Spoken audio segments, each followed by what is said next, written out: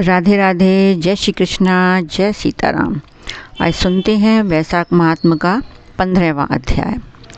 तो फिर राजा ने हाथी पर ढोल रखकर सारे शहर में यह सूचना कराई कि 8 वर्ष की आयु से लेकर 80 वर्ष की आयु तक का जो मनुष्य मेष की संक्रांति में सूर्योदय से पहले स्नान नहीं करेगा वह दंडनीय समझा जाएगा और जाकर शहर से निकलवा दिया जाएगा। पुत्र, भार्या, इष्ट मित्र चाहे कोई भी हो, जो वैशाख धर्म का पालन नहीं करेगा मैं उसको चोर के समान समझूंगा। प्रातःकाल पवित्र जल में स्नान करो, स्थान स्थान पर प्याऊ लगवाओ, यथाशक्ति योग्य ब्राह्मणों को दान दो, अन्य धर्म के कार्य करो। प्रत्येक गांव में एक एक उपदेश करने वाला विद्वान ब्राह्मण नियुक्त कर दिया तथा 5 गांवों पर एक अधिकारी।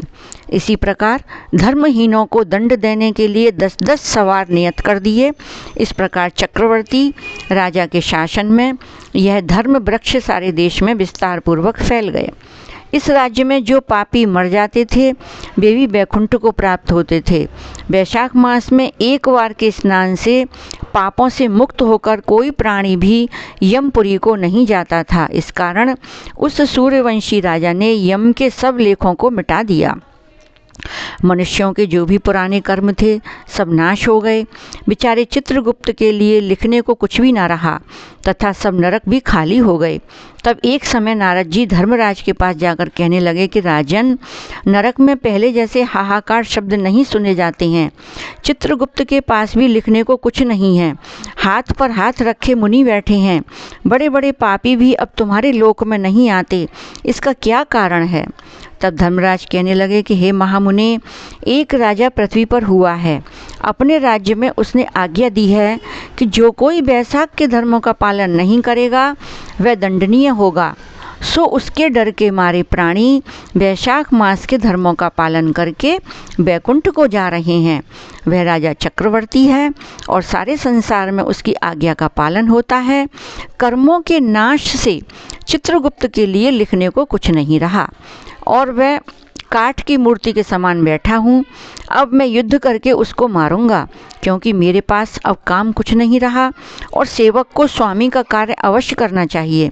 यदि वह मुझसे नहीं मरेगा तो ब्रह्मा जी के पास जाकर सब निवेदन करूंगा।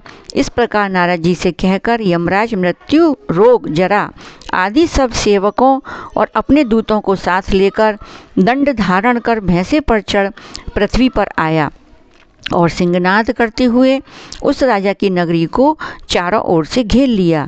इससे समस्त प्रजा अत्यंत भयभीत हो गई।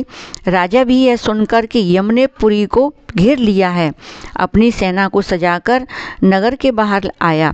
फिर दोनों में ऐसा घोर युद्ध हुआ कि रोमांच खड़े हो गए। राजा ने थोड़ी देर में मृत्यु, काल तथा रोग और यमराज के दूसरे दैत्यों को मारकर भगा दिया। तब भैंसे पर सवार यमराज स्वयं राजा के सन्मुख आए और भीषण गर्जना करके राजा पर बाण चढ़ाने लगा। राजा ने 3 बाणों से उसके धनुष को काट दिया। अब यम ढाल तलवार ले राजा को मारने के लिए चला। तब राजा ने उसकी ढाल तलवार भी काट दी और काले सर्प की फुंकार मारता हुआ क्रोधित होकर एक बाण यम के मस्तक पर मारा। तब यमराज ने क्रोधित हो अपना दंड उठाया और ब्रह्मास्त्र से अभिमंत्रित कर राजा पर छोड़ दिया। उस समय बड़ा हाहाकार मच गया। तब विष्णु भगवान ने अपने भक्त की रक्षा हेतु सुदर्शन चक्र छोड़ा, जो युद्ध स्थल में आ दंड से युद्ध कर ब्रह्मास्त्र को निवारण करता हुआ यमराज को मारने लगा। यह देख वह भक्त राजा भयभीत होकर चक्र की स्तुति करने लगा कि हे विष्णु भगवान के हाथ के आभूषण सहस्त्रधार, तुम्हें नमस्कार है। भगवान तुमको सारे लोक की रक्षा के लिए धारण करते हैं, क्योंकि जो देवताओं के द्रोही हैं तुम उनके काल हो। सो हे जगतपते, इस यम की रक्षा करो। ऐसी स्तुति सुनकर चक्र यम को राजा के पास छोड़कर स्वयं वैकुंठ को चला गया। फिर यम उदासीन होकर ब्रह्मलोक में ब्रह्मा जी के पास गया। उसको इस प्रकार देखकर सब सभासद विस्मित होकर आपस में कहने लगे कि यम का यहाँ पर कैसे आना हुआ? कहीं ब्रह्मा जी के दर्शन को तो नहीं आया? इसको तो कभी क्षण भर को भी अपने काम से अवकाश नहीं मिलता। देवता तो आकुल हैं, ऐसी बात न कभी पहले सुनी न देखी। यह सब ऐसा कह ही रहे थे कि सभी प्राणियों का स्वामी और सूर्य का पुत्र यम ब्रह्मा जी के चरणों में इस प्रकार गिर गया जैसे जड़ से कटा हुआ वृक्ष निराशित होकर पृथ्वी पर गिर जाता है। वह त्राही त्राही पुकारने लगा कि हे देवेश, मेरा अत्यंत अपमान हो गया है, मेरे वस्त्र फाड़ डाले और मुझको अत्यंत पीटा गया है, मेरी प्रतिष्ठा और मर्यादा सब भंग हो गई है। हे कमलासान, आपके होते हुए मेरी यह दुर्गति हुई। ऐसा कहकर यह मूर्छा खाकर पृथ्वी पर गिर गया। तब वहाँ पर बड़ा कोलाहल हुआ। सब आपस में विचार करने लगे कि जो स्थावर जंगम सबको खाने वाला, मनुष्यों को संताप देने वाला दुखी क्यों हो गया। तब पवन ने आकर ब्रह्मा जी की आज्ञानुसार सबकी वाणी रोक दी और अपनी विशाल भुजाओं से यम को उठाया। फिर समस्त संसार में विचरने वाला उदार बुद्धि उसे आसन पर बिठाकर कहने लगा कि किसने तेरा अपमान किया है, तुमको तुम्हारे स्थान से निकाल दिया, तुम्हारे वस्त्र और वहीं खाते किसने फाड़ डाले। सो यह वृतांत तुम ब्रह्मा जी के सम्मुख कहो। जो सबके पिता में हैं वे ही तुम्हारे दुख दूर करेंगे।